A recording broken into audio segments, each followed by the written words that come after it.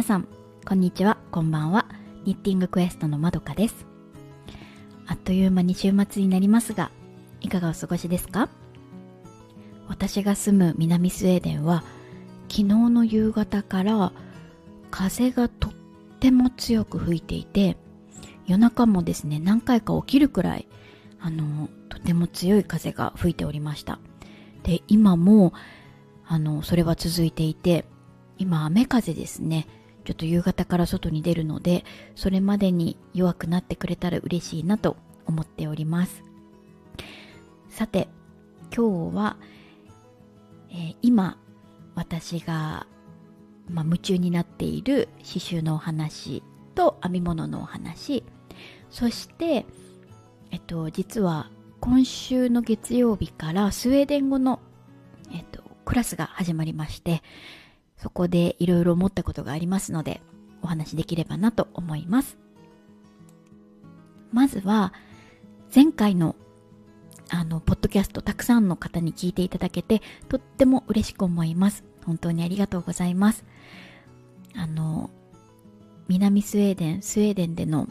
生活や、編み物とか、手芸に関することですね、について、これからも発信し続けれれば嬉しいなと思いますので、ぜひお時間ある時にお聞きいただければ嬉しいです。さあ、今日はですね、まず私が今進めている刺繍ですね。来週月曜日にイタリアに出発するので、それまでに終わらせたいなと思ってたんですけど、やっぱりなかなか難しいもので、一作目の刺繍をやった時は、図案が書かれている布に、刺繍を進めていく感じだったんですけど、その場合は、はっきりと図案の線が書かれていて、で、この場所はこの方法で刺繍するよというのも記載されていたので、とても進めやすかったんですけど、2作目はですね、今進めているものは DMC の公式サイトから図案を無料でダウンロードできるものをダウンロードして進めておりますので、もちろんこの糸はここでこの手技でっていうのは使われているんです、記載されてるんですけど、それ以前の問題で、まず図案を布に写すのにとっても難しいと思いました。この布がですね、私が買った布が、コットン 100% のものではあるんですけど、ちょっと生地が固めなので、写すときにチャコペン、水で消えるやつですね。それでこう書くと少し滲んでしまうんですよね。なので、細かいところとかはちょっと滲んでしまったりとかして、進められるかなと思ったんですけど、なんとかやってみてます。で、あと、4割ぐらい残ってるので、ちょっと今週末は忙しいので、どのくらい進められるかわからないんですけど、引き続き進めようと思っております。そして編み物は、今、図案というか、もう感覚で今編み進めていて、これもね、前開きのベストにしてるんですけど、本当はもう終わらせたいんですけど、なかなか進まず、あと少しのところで頑張って時間がある時に編み進めているような感じです。さあ、話は変わりますが、今週の月曜日から私のスウェーデン語教室が始まりました。まずですね、このスウェーデン語を学習する機会っていうのが、スウェーデンには、無料で学習できる機会が与えられます。というのも、スウェーデンに例えば移住してきたりとか、した時に、パーソナルナンバーっていうのをもらえるんですよね。そのスウェーデンで生活する上で、マイナンバーみたいな自分の番号が割り当てられて、その番号がないと銀行の口座を開設する時とかも難しいですし、とにかくちょっと生活がスムーズにいかないことがあります。ただ私は今回散歩ビザで来た際にパーソナルナンバー取得して、で、講座とかもそうですけど、そういうスウェーデン語の無料学校に申し込むこともできるようになりました。で、その期間というか、そのプログラムを SFE というんですけど、スウェーデン語を学ぶ移民のためのスウェーデン語学校みたいな感じですね。で、この学校がそれぞれの町の自治体が運営していて、ただ私の場合はでしたけど、この私の住む自治体の、移民局課みたいなところにその SFE に通いたいですっていう申請を出します。そしたらそこから多分それぞれの語学学校とかそういうのを運営している学校で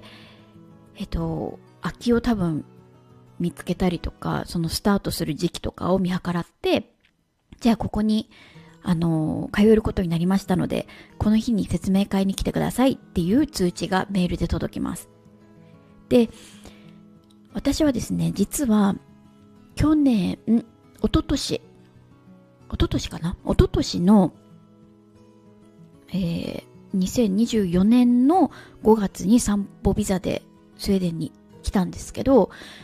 その時にですね、その SFE っていうのがあるのは分かっていたので、すぐ申し込みました。で、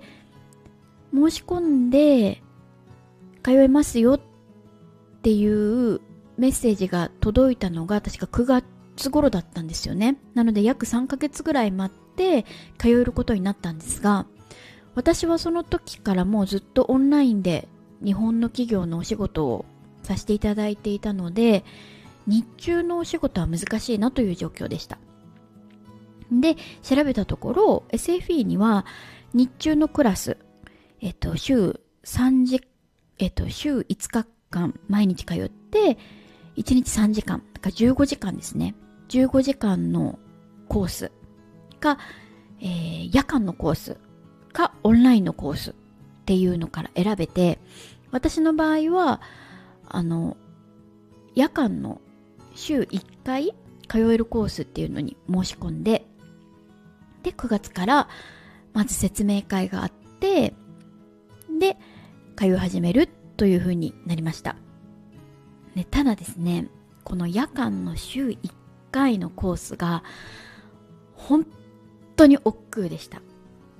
9月なのでだんだん日がもう本当に短くなってきて、だいたいですね、授業が6時から9時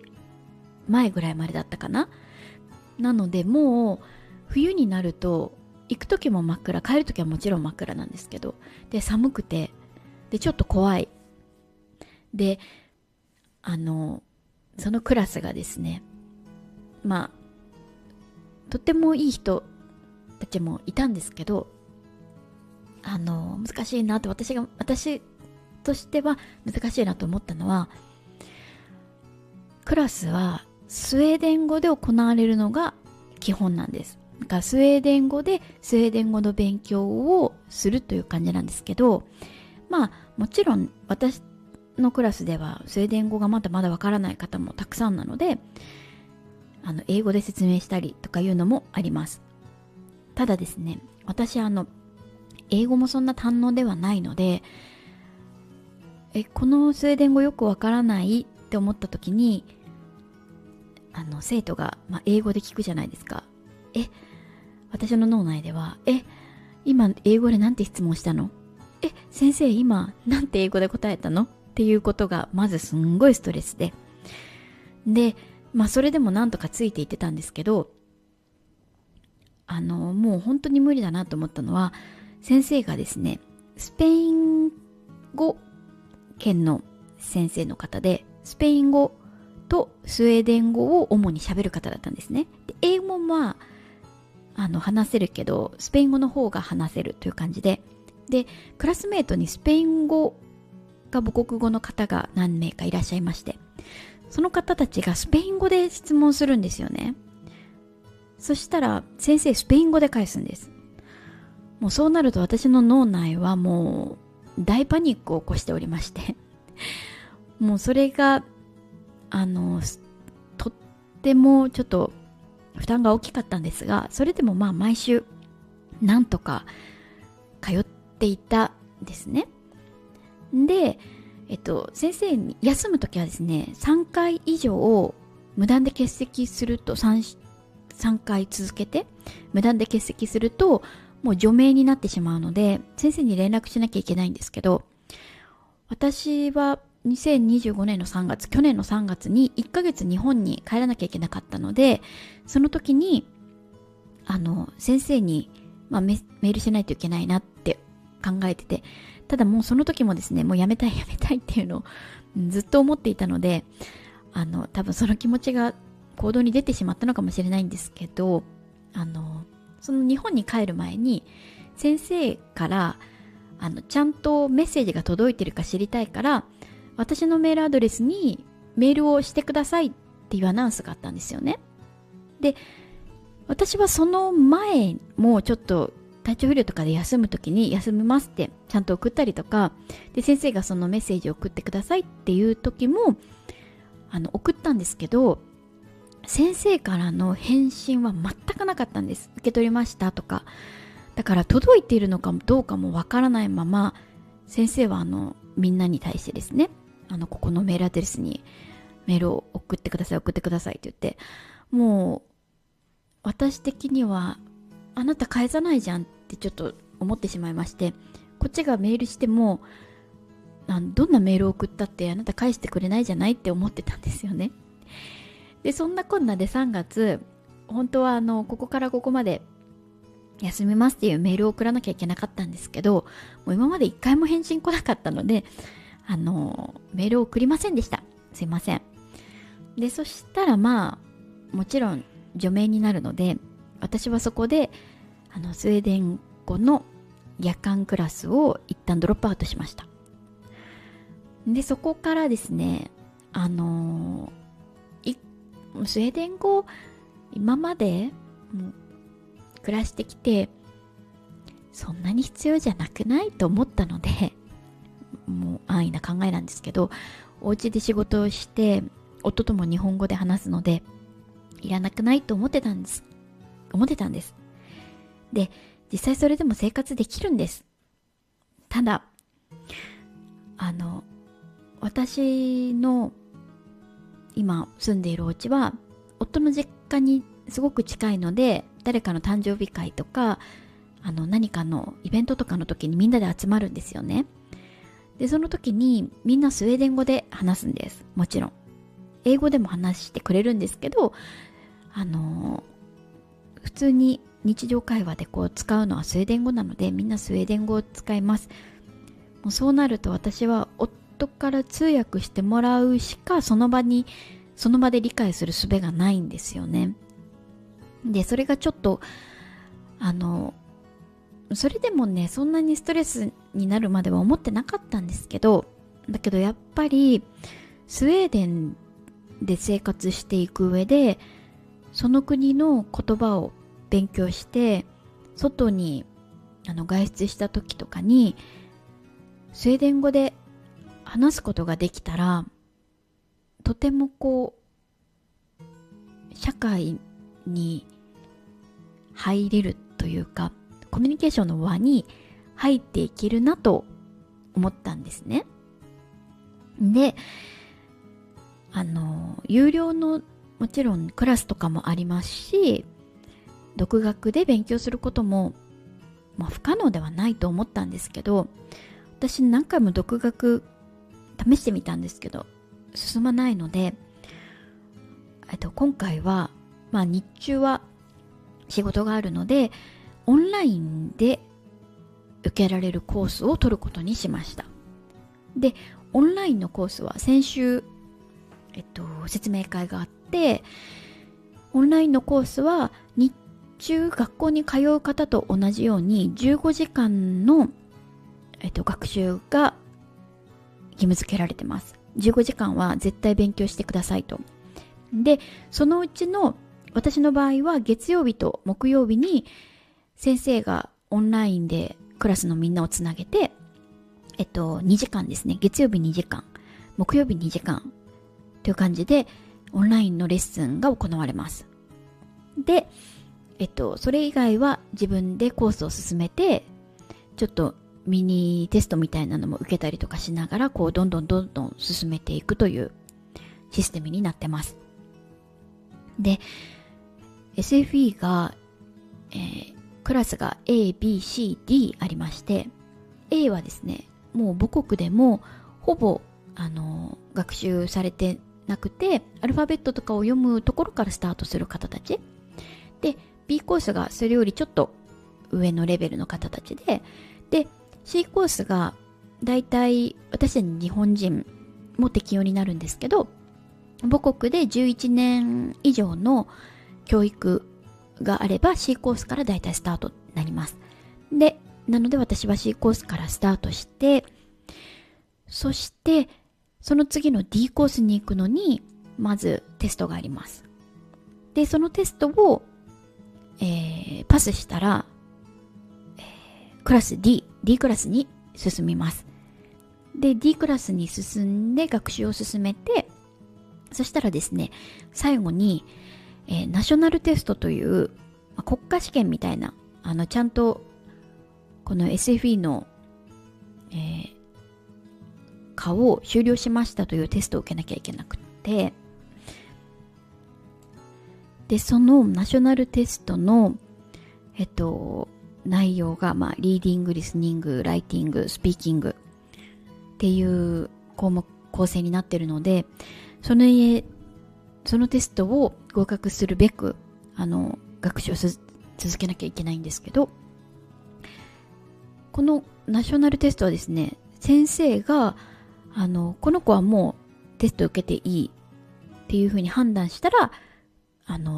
先生たちが組んでいるテストの日に合わせて、テストの日に、この日にテストがあるので、テストを受けますかみたいな感じで進めることになります。なので、ちょっとですね、ここから何ヶ月かかってそのナショナルテストを合格できるかっていうのもなんですけど、毎週15時間の学習っていうのはなかなか頑張らなきゃいけないので、それでも私のクラスは20人弱ぐらいいるんですけど、みんな仕事をしながら、この時間はミーティングだからちょっと抜けますとか、そういう風にして、今、まだ2回ですけど、オンラインであったのは。みんな頑張ってるので、私も頑張りたいなと思っています。で、このですね、SFE の後も何やら、スウェーデン語の学習っていうのは続いていくようで、SFE はあくまでもスウェーデン語のもう基礎中の基礎、小学生レベルぐらいまでらしく、その後、仕事ができるっていう風になるまでは、まだ次のコースがあるらしいんですね。なのでちょっと、今日長くなってしまったので、次回、今後の私のスウェーデン語の進める方針というか、についてお話ししたいなと思ってます。で、次回はですね、来週金曜日は、イタリアから帰ってくる日になるので、おそらく来週はお休み。で、土日どちらかで投稿できればしたいなと思いますが、もし難しい場合は、再来週の金曜日、お会いできたら嬉しいです。それでは本日もちょっと長くなってしまったんですが、最後までお聞きいただき、ありがとうございました。素敵な、もう春になってますよね、日本は。素敵な週末をお過ごしください。それでは最後までお聞きいただきありがとうございました。ミーティングクエストでした。